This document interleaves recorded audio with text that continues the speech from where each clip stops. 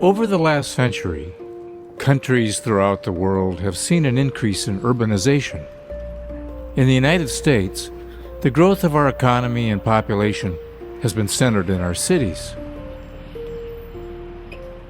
The rural to urban movement in the United States went from 39% in 1900 to 80% urban living in 2010, and the percentage keeps climbing.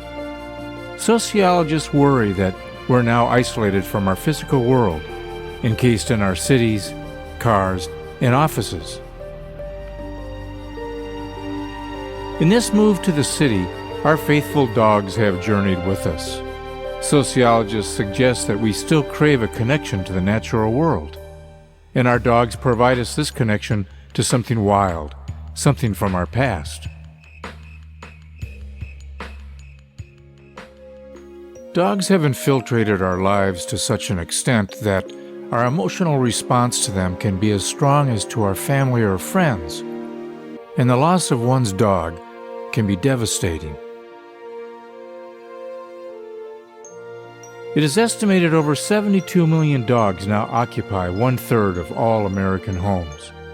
In the region around New York City alone, there are an estimated 1.5 million dogs living the urban life.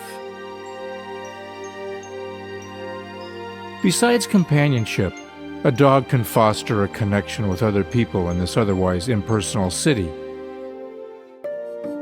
It's a fact that dogs can extend one's life.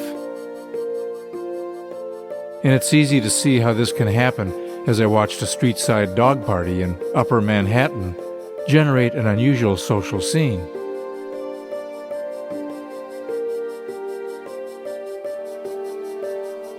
On Manhattan's Upper East Side, Tiffy, a Maltese, lives the good life. It's no surprise that small breeds are popular in this urban existence. But this is a long way from the origins of the Maltese, whose breed had its beginnings in the Mediterranean before the time of Christ. "I give everything I can to Tiffy," says her owner. "With all the mistreated animals, wouldn't you give your dog the same love and caring as you would your family? You can tell how people treat each other by the way they treat their dogs," she said.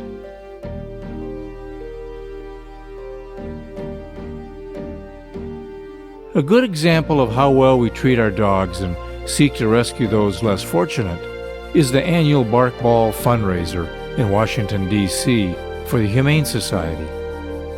Here, a swank D.C. hotel opens its doors each year for 600 guests and their 200 dogs. It's a sit-down dinner for all, followed by ballroom dancing.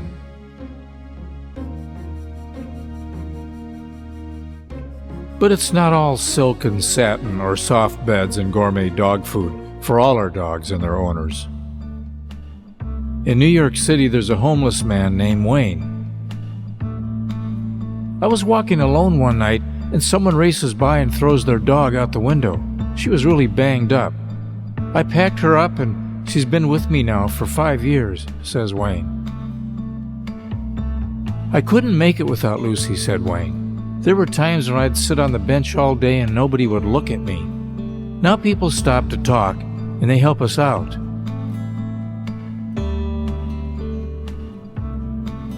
I'm very thankful for all the help, and especially for Lucy.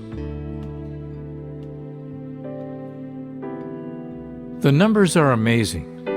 With 73 million dogs now in American homes, where busy lives balance family, work, and commuting, it's no surprise that the profession of dog walker has evolved.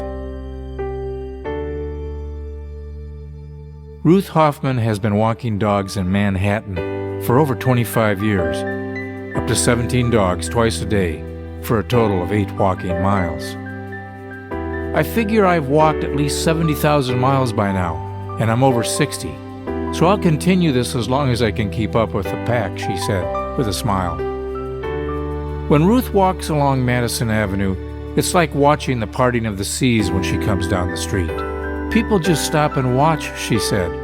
They just can't believe it. "These dogs can sense all my moves. It's really uncanny," says Ruth. "And when I drop off the dogs at their owners, It's just like parents picking up their kids from daycare. Every day I thank God for what I've learned from my dogs, says Ruth.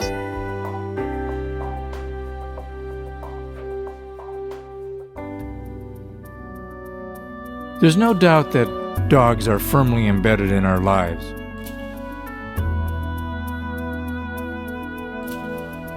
And even though their early history is lost forever, we are today writing a new history that continues to unfold.